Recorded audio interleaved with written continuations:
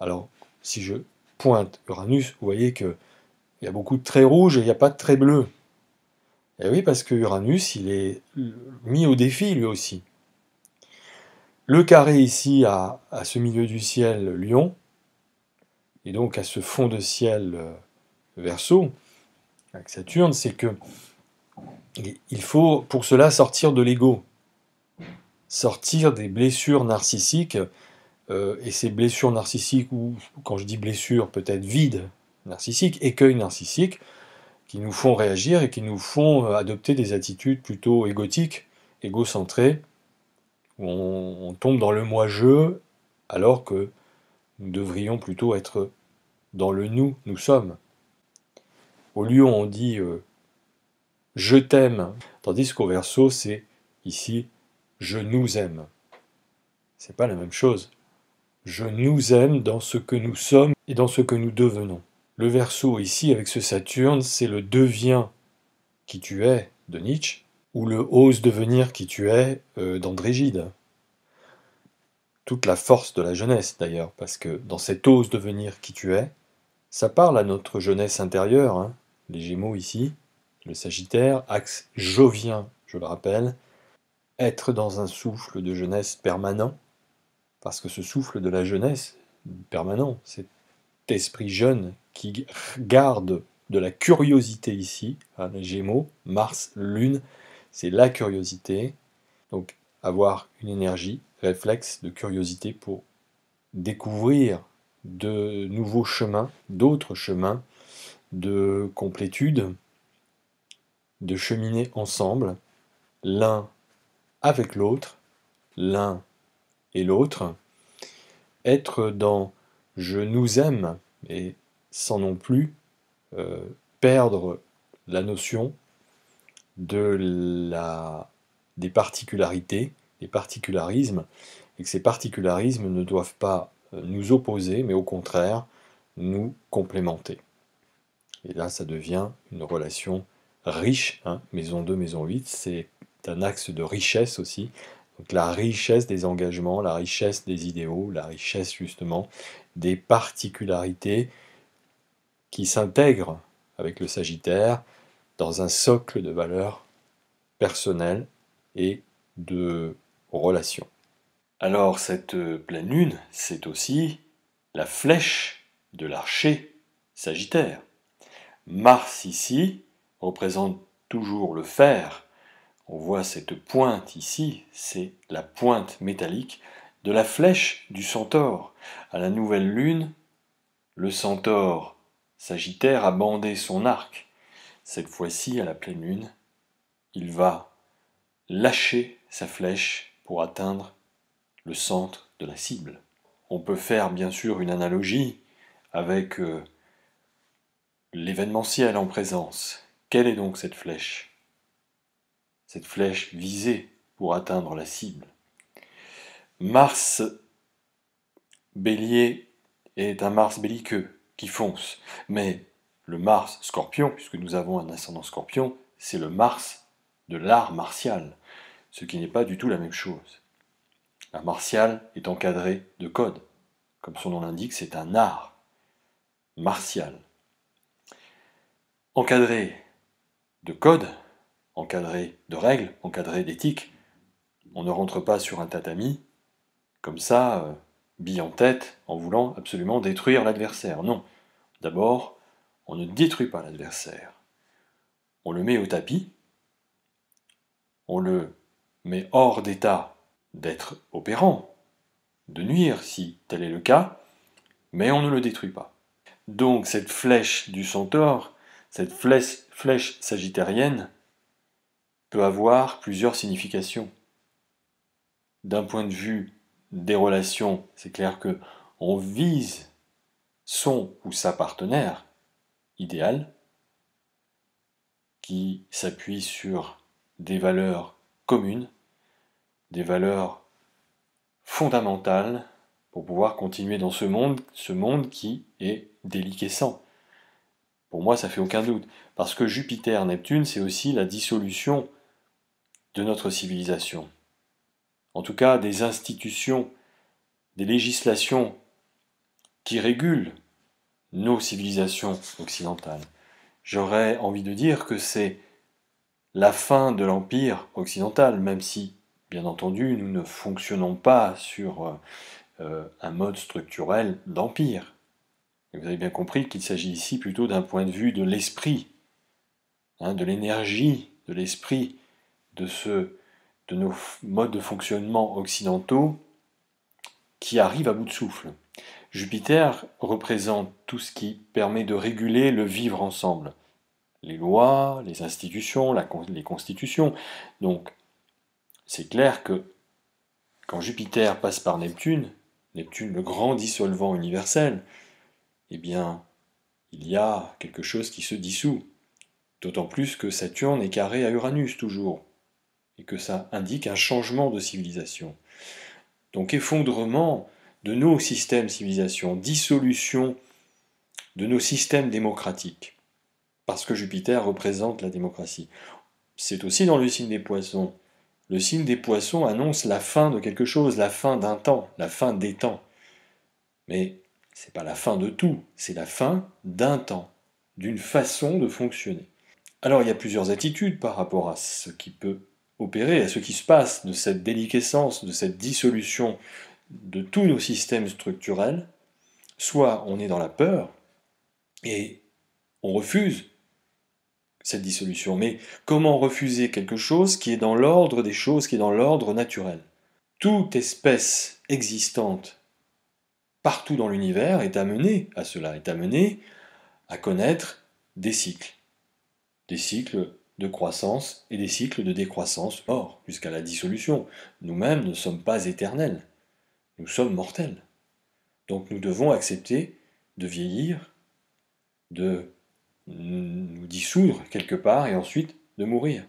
La deuxième attitude, c'est de se dire, et je rejoins la pensée de René Guénon, je vous invite à découvrir René Guénon si vous ne le connaissez pas, la pensée de René Guénon qui dit que de toute façon, c'est un cycle nécessaire et que comme c'est un cycle nécessaire, nous pouvons nous dire que cette crise que nous vivons, la crise qui signifie changement, qui signifie passage, donc c'est le passage d'une forme à une autre, c'est le passage d'un état à un autre, parce que cet état est arrivé en bout de course.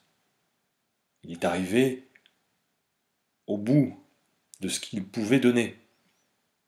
Nous retrouvons ici la notion de cet ascendant Scorpion et de ce Pluton dans le Capricorne, qui putréfie les choses. Donc dissolution de notre monde, de nos institutions démocratiques, en tout cas telles que nous les avons connues jusqu'à présent, telles que nous les connaissons, parce qu'elles montrent leurs limites.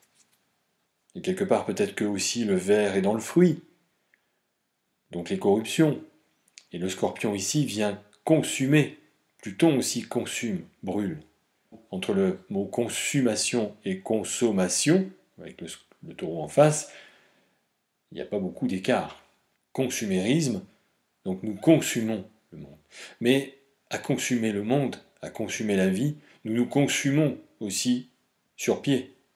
Cette consommation est sans doute nécessaire. Ce brûlage est nécessaire pour pouvoir permettre à autre chose de naître. Et c'est là qu'on peut quelque part se réenthousiasmer, se réenchanter dans cette dissolution, parce que d'aucuns pourraient me dire que j'ai une vision astrologique décliniste, tandis que il n'en est rien au fond. Il n'y a pas de pessimisme ni de déclinisme dans mes propos, il y a juste une observation normale, cyclique, en tant qu'astrologue, qui décrit ce qui est en train de se passer et qui l'explique, et qui l'explicite, d'une manière rationnelle, logique, bien sûr appuyée sur mon parcours et mes connaissances astrologiques. Et sur l'histoire aussi, l'astrologie n'est pas décorrélée de l'anthropologie quelque part. Et quand on regarde l'histoire, quand on a un regard anthropologique sur les cycles de nos états humains, et donc de ce qui fait civilisation, et du déclin des civilisations, et notamment des civilisations plus anciennes, des déliquescences, des anciens empires, les empires se sont effondrés. Et si on étudie les mécanismes des effondrements de ces empires ou des civilisations, ces mécanismes sont souvent les mêmes. Ces effondrements sont rarement dus à des agressions extérieures. Peut-être que, effectivement, les agressions extérieures ont participé, ont précipité, ont accéléré la chute et la fin de ces empires. Je ne nie pas ce fait. Mais le déclin était déjà en marche. Et souvent, ce qui se passe, c'est que ces empires sont devenus tellement surpuissants et tellement dans des exagérations qu'en fait, ils sont quelque part un peu corrompus de l'intérieur. Et c'est ça que nous vivons actuellement. Il y a des corruptions. C'est pour ça que je dis que le ver est dans le fruit, parce que c'est ça qui provoque le déclin de nos institutions, qui par ailleurs étaient peut-être très louables, mais la nature humaine étant ce qu'elle est, il y a parfois des individus, et même souvent des individus, qui profitent de ces régulations démocratiques, institutionnelles, républicaines, pour faire leurs petites affaires et asseoir un pouvoir. Donc ici, nous avons une interrogation qui est là, un déclin annoncé qui est en route. Ce déclin va opérer lentement parce que les planètes transsaturniennes, Pluton, Neptune, Uranus, sont des planètes très lentes. Donc nous avons un effondrement, une dissolution de nos systèmes de valeurs, de nos systèmes civilisationnels. Nos sociétés de droit montrent aussi leurs limites et arrivent à bout de souffle. Bien entendu, il n'est pas question que nous ne soyons plus encadrés, qu'il n'y ait plus de règles pour pouvoir vivre ensemble, mais que ces règles de vivre ensemble, eh bien, comme il y a des détournements de ces règles, il y a des corruptions, mais des corruptions entendues dans le sens véritable du terme de corruption, de quelque chose qui se corrode, qui se corrompt, hein, qui est rongé par l'acide neptunien, par exemple, hein, donc Jupiter, la justice, Neptune, l'acide. Donc une justice, des choses légitimes qui sont corrompues et qui du coup deviennent illégitimes. Alors qu'est-ce qui se passe dans ce moment-là? C'est qu'il y a quelque chose d'autre à revoir. Il faut refaire les choses, il faut reposer des règles. Et du coup, la version optimiste du Sagittaire, enthousiaste du Sagittaire, qui tire sa flèche vers la maison 8 en Gémeaux, vers un renouvellement, vers quelque chose de nouveau, aussi avec Uranus dans la maison 7 et en Taureau. Quelque chose qui va faire civilisation sur d'autres principes, sur de nouvelles idées, les Gémeaux, de nouvelles valeurs, qui du coup peuvent alimenter une manière de réguler notre vivre ensemble, donc de faire du droit, de poser des règles de droit différentes, réformatrices. Nous sommes dans un moment de réforme, de grandes réformes. Donc le déclin, la dissolution de tout cela est là pour permettre d'amener de la réforme, de changer les choses, de changer de modèle. Après, bien sûr, il nous appartient de faire des choix, de nous engager sur des pistes de modèles qui nous correspondent, qui nous semblent les plus justes possibles. Saturne, le maître du karma, nous interroge, nous pose des limites pour nous dire attention de ne pas recommettre les mêmes erreurs que par le passé, c'est-à-dire pensant faire des réformes, en fait on ne fait que réactualiser les choses anciennes, mais sous une autre forme, ce qui ne pourra donner sur le long terme, dans peut-être des centaines d'années, les mêmes problématiques que nous rencontrons aujourd'hui et que nous avons bien sûr déjà rencontrées par le passé. Donc là, nous amorçons un virage civilisationnel qui nous invite véritablement à changer complètement, à réformer et non pas rénover les socles de valeurs. Et dans ces socles de valeurs, il est question bien sûr de droit, hein, de règles, de vivre ensemble, réformer ces règles pour en faire de nouvelles, ou en tout cas pour réaménager ces règles, améliorer ces règles, afin que, effectivement, nous ne soyons plus dans des dérives. Donc tout va s'écrouler, tout va se dissoudre pour pouvoir justement permettre, puisque c'est la crise, et que le but de la crise, c'est de permettre un passage, un changement, pour permettre quelque chose de totalement nouveau. Bien entendu, ces modifications ne vont pas tomber du ciel par la grâce du Saint-Esprit. Ou en tout cas, si elles tombent du ciel par la grâce du Saint-Esprit, elles vont s'incarner à travers le bras séculier martien et les planètes, c'est-à-dire elles vont se manifester par des actes concrets. Donc par un événementiel ou des événementiels qui vont acter le processus de réforme, qui vont acter le processus de dissolution de notre monde, donc la fin d'un temps civilisationnel, d'une suprématie civilisationnelle, pour ensuite proposer de la réforme. Réformation totale. Et donc cet événementiel ne va aller qu'en s'accélérant. Il est à souhaiter, bien entendu, que nous ne rentrions pas dans cet ensauvagement, le noir, Pallas, en opposition ou en complétion à Pluton, l'ensauvagement, l'enténèbrement du monde, la folie qui s'engage autour d'un patriotisme belliqueux, et non pas d'un art martial.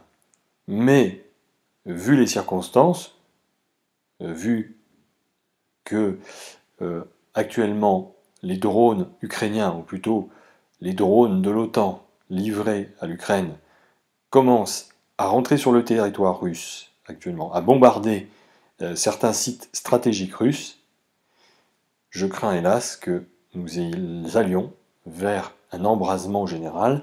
J'en avais déjà parlé dans les premiers instants de la déclaration, du déclenchement de ce conflit en Ukraine. Nous allions vers un embrasement et que l'Europe va avoir à souffrir terriblement de ces prises de position, de ces engagements belliqueux et non pas dans cet esprit d'art martial, voyez, surtout quand on a affaire à M. Poutine, M. Vladimir Poutine, qui est ceinture noire de judo 7e dan et qui est un combattant d'art martial. Donc je ferai une vidéo là justement sur M. Poutine bientôt pour réexpliciter son thème. Donc M. Poutine, pour moi, en tant qu'astrologue, n'est pas un belliqueux, mais c'est un combattant d'art martial qui combat selon des règles bien précises. Donc nous avons affaire à un combattant d'art martial qui connaît les règles de combat, qui sait comment mettre à genoux ses adversaires, qui sait comment les mettre au tapis, au tatami, qui sait comment faire un hippon. Le hippon en judo, c'est le chaos. Hein. Mais, n'oublions pas que c'est un judoka, et que le but du combattant d'art martial n'est pas l'élimination de l'adversaire. Elle est la neutralisation de l'adversaire. Et peut-être d'ailleurs que cette neutralisation s'opérera sans véritablement combattre, qu'elle se fera par le biais de l'énergie. Nous voyons que nous commençons à toucher du doigt les effets des non-approvisionnements en énergie.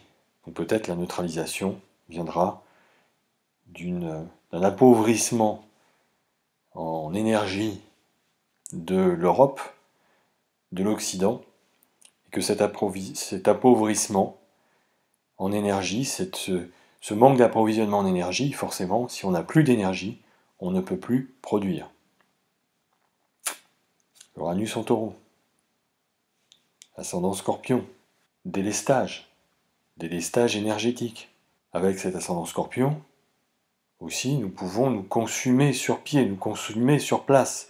Nous nous consumons parce que nous refusons obstinément d'entendre certaines voies de sagesse qui sont là, à bien des égards et à bien des étages, à bien des niveaux de la fusée sociétale, à la fois dans ce que nous vivons à travers cette crise sanitaire et aussi, du coup, cette crise ukrainienne aux portes de l'Europe. Nous refusons d'entendre peut-être des voix diplomatiques de sagesse.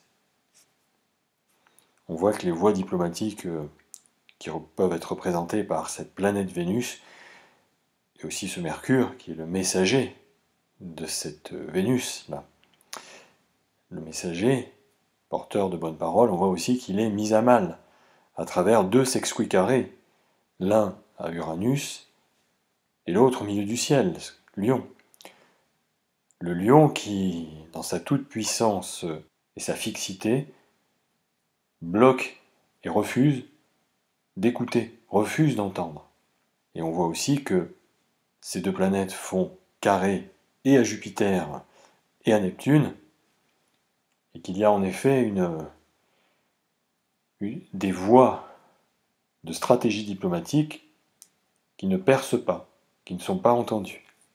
Du coup, si nos pays décident de s'engager sur une voie belliqueuse, alors attention aux conséquences. Donc nous allons payer le lourd tribut de stratégie politique, politicienne, d'orgueil de certains de nos politiques qui veulent jouer les petits chefs, les cheffaillons de service par rapport effectivement à ce qui pourrait être un tigre ou un lion.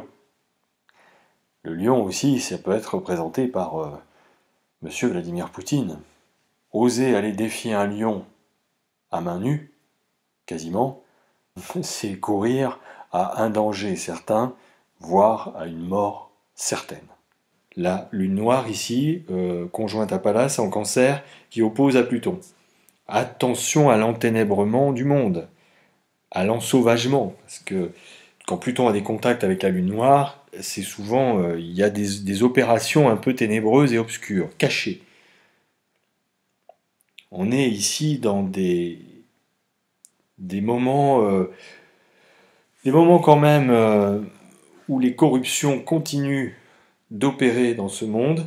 Pluton qui a cette particularité d'avancer masqué et aux yeux des hommes et aux yeux à la surface de la Terre, quand il remonte de ses enfers, il porte un casque en peau de chien qui s'appelle la cunée, qui le rend invisible.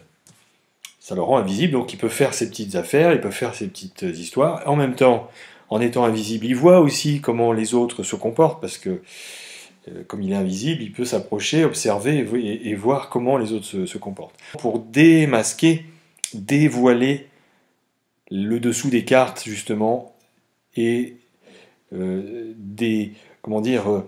enlever justement ces brouillards là, cet enfumage de conscience, cet enfumage qui peut nous paralyser. À un moment donné, Pluton justement, il fait tomber les masques, il fait tomber les postures sociétales, les masques que l'on porte pour paraître tout bien propre et gentil aux yeux des autres. À un moment donné, les masques tombent. Attention toutefois quand même à cette lune noire et à cette Pallas qui est quand même Athéna, c'est la justice, un mélange de Mars, Pluton et de Vénus. Pallas, avec la lune noire ici, dans le Cancer. Donc le Cancer, c'est le signe de nos racines, c'est le signe des peuples aussi, des foules auxquelles on appartient. Attention donc à ces risques d'enténèbrement et d'ensauvagement de nos structures identitaires. Ce que je voudrais dire aussi, c'est que la Lune, n'oublions pas, concerne les foules, les masses, les peuples. Donc ici, avec Mars, on voit qu'il y a quand même une énergie très volontaire de peuples, de certains peuples, de s'exprimer, de manifester. Et évidemment, je ne peux pas m'empêcher de faire le lien avec ce qui se passe à nos portes en Ukraine, et donc au dérapage, au glissement vers ce qui serait un endoctrinement par rapport à à ce risque de propagande patriote belliqueuse, et donc de se laisser entraîner dans une ambiance de guerre. Hein, voilà, il y a pas se cacher avec ça, il y a quand même des risques hein, du fait de cette cartographie astrale, et donc de basculer dans quelque chose qui encore une fois correspond à une propagande qui finalement en oublie le principe d'objectivité, de réalisme, par rapport à une situation dont on aurait finalement qu'un seul point de vue. C'est toujours pareil, hein, ne pas oublier d'avoir différents angles de vue, différents points de vue, d'interroger le sujet, les sujets d'actualité selon différents angles, pour pouvoir se faire une idée et éviter de se laisser embarquer dans cette énergie propagandiste Jupiter-Neptune, qui est toujours là et qui opère à différents niveaux, et notamment sur celui-ci, avec, s'il y a ces glissements sur ces terrains-là, des conséquences, hélas, terribles pour la suite. Hein. En tout cas, il y a des risques, c'est dans l'air, donc ça va demander d'être prudent et de faire preuve aussi de beaucoup de tact, de diplomatie, de raison, de sagesse, afin de ne pas se laisser embarquer dans des pensées et des idées toutes faites, unilatérales, et donc après de rentrer dans un contexte qu'on a déjà connu par le passé, contexte d'embrasement et d'hystérisation collective, de folie collective. Encore une fois, la raison et les quelques voix de sagesse qui essaient de s'élever, de se faire entendre, ne seraient pas entendues, ne seraient pas écoutées. En tout cas, si il n'y a pas de glissement vers un conflit ouvert et déclaré, le conflit est quand même là, il opère sous d'autres angles, sous l'angle économique, et évidemment, ce conflit va probablement nous faire entrer dans une grande période de récession, et pourrait occasionner, je l'ai déjà dit, une fragmentation de l'Union européenne, c'est-à-dire carrément une dissolution de l'Union européenne, hein, la fin en tout cas de cette Union européenne telle que nous la connaissons actuellement, parce que forcément des intérêts de pays vont diverger, et donc ça va être forcément difficile de trouver des consensus à 27 pour faire bloc dans une situation pour le moins délicate, pour le moins conflictuelle. Et donc forcément diviser les pays de l'Union européenne, une grande partie des pays de l'Union européenne, du fait des divergences de points de vue, des divergences d'opinion, des divergences aussi tout simplement de centres d'intérêt. Donc avec cette carte du ciel, nous pouvons avoir de profonds hiatus entre les faits et l'opinion, entre le factuel, le concret et les opinions, sachant que les opinions sont facilement manipulables et influençables, parce qu'elles sont souvent assujetties à de l'émotionnel. Donc baser des opinions sur de l'émotionnel, ça peut poser problème selon l'origine et la nature de cet émotionnel. Par contre, si nous construisons des opinions sur des faits, sur du factuel, sur du concret, alors ça change complètement la perspective. Et nous sommes dans quelque chose de rationnel, et non pas dans quelque chose qui dépend de fluctuations émotionnelles, et donc basé sur des affects avec Vénus ici, qui hélas ne correspondent pas à de la réalité. Et donc ce carré là nous invite à sortir justement De ces voiles brumeux, de ces voiles nébuleux, neptuniens, jupitériens, qui peuvent comment dire, nous faire adopter des émotions et donc par la suite des opinions sur des situations qui ne correspondent pas à un champ de réalité. Le grand bluff, le grand détournement persiste et signe, c'est clair, mais avec ses positions de carré, il touche quand même à sa fin, hein.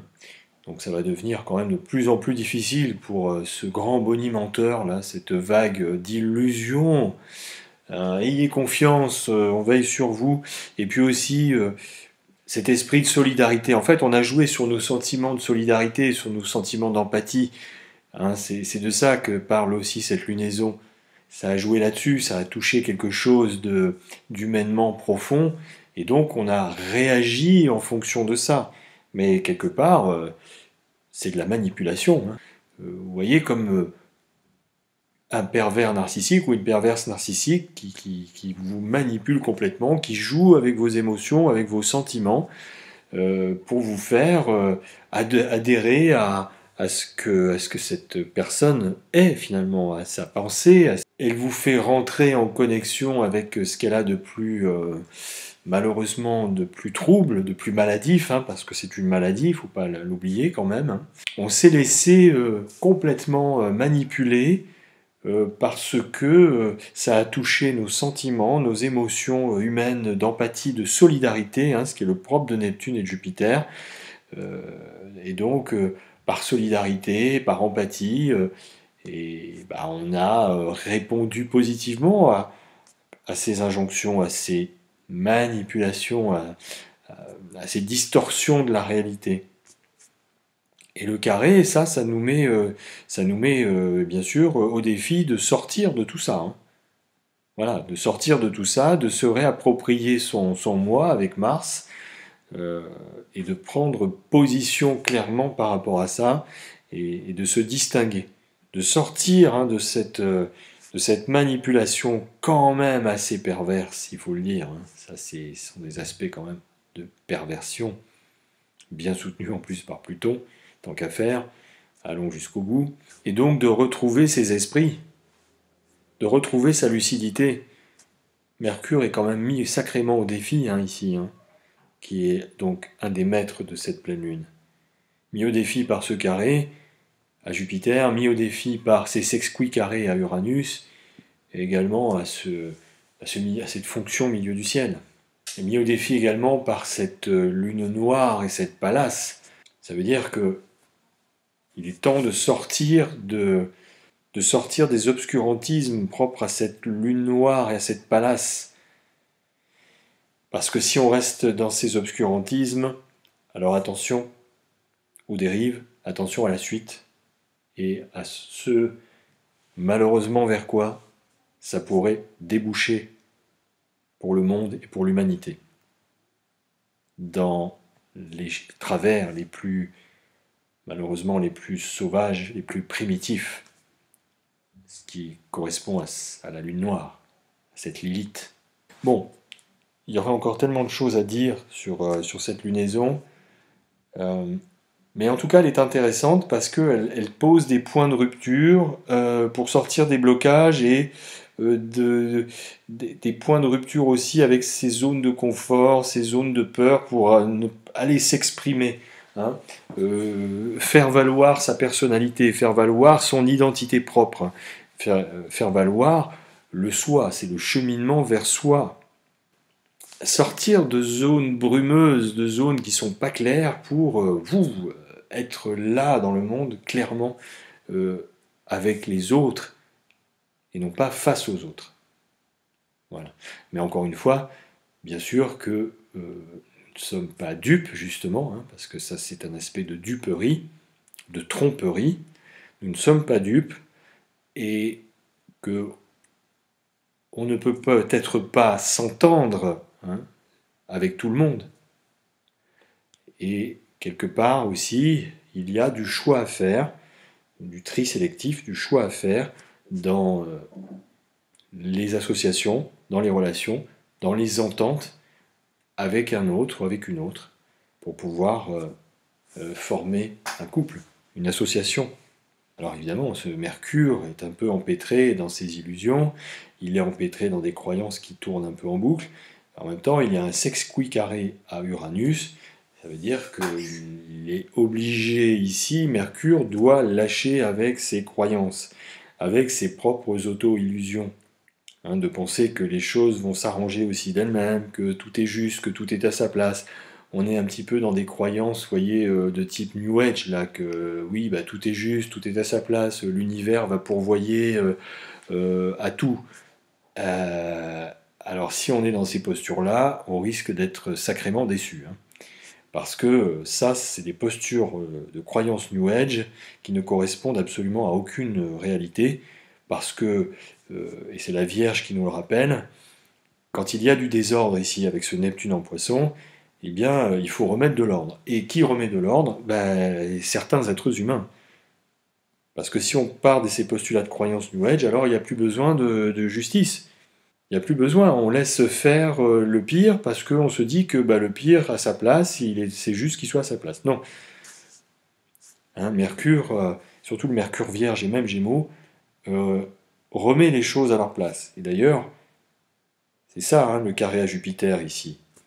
La justice. À un moment donné, la justice, elle ne va pas se faire toute seule. Elle doit être actée. L'ordre, quand il y a des ordres, l'ordre en passe par les êtres humains qui sont sur cette terre. Certains êtres humains qui ont soif de justice, qui ont soif de réparation, qui ont soif de remettre de l'ordre quand il y a du désordre, et donc d'agir concrètement. Et de ne pas attendre que, effectivement, que l'univers, ou que les anges, ou que les guides célestes pourvoiront d'eux-mêmes à cette justice, à cette remise en ordre. C'est par les hommes, c'est par nous, par notre ici et maintenant, par notre incarnation humaine, que les choses peuvent se réparer, se remettre en ordre. Et ça, c'est pas moi qui l'invente, c'est l'histoire, le raconte. Heureusement qu'il y a eu des hommes et des femmes dans ce monde qui, à un moment donné, sont intervenus pour rendre la justice et pour mettre à mal les folies, les hystéries. N'oublions pas que notre histoire, pas si lointaine, a construit des régimes pensés politiquement, organisés, méthodologiquement, pour détruire d'autres parties de l'humanité. Parce qu'on considérait que ces autres parties de l'humanité n'étaient pas légitimes. Donc attention, attention de ne pas retomber dans ces clichés-là, parce que, effectivement, à rester passif, se taire, quelque part, c'est faire le jeu de ces effroyables desseins politiques et sociétaux. Bien sûr que tout le monde n'a pas des capacités à être militant ou militante, ou d'être actif, mais ça ne veut pas dire que pour autant dans son quotidien, parce que Mercure parle de quotidien, tout simplement dans son quotidien, dans sa vie de tous les jours, on ne puisse pas être un acteur ou une actrice opérant dans ce monde justement qui se pose en désaccord avec ces dystopies complètement hystériques et folles et démesurées, et qui conduit toute une masse, tout un groupe humain dans de l'absurdité, dans de l'irrationalité. Voilà ce que je pouvais dire, mes amis. Je vous souhaite de vivre une pleine lune la meilleure possible et de réussir à allumer vos anti-brouillards. Voilà, pour y voir plus clair. À très bientôt pour une autre capsule vidéo.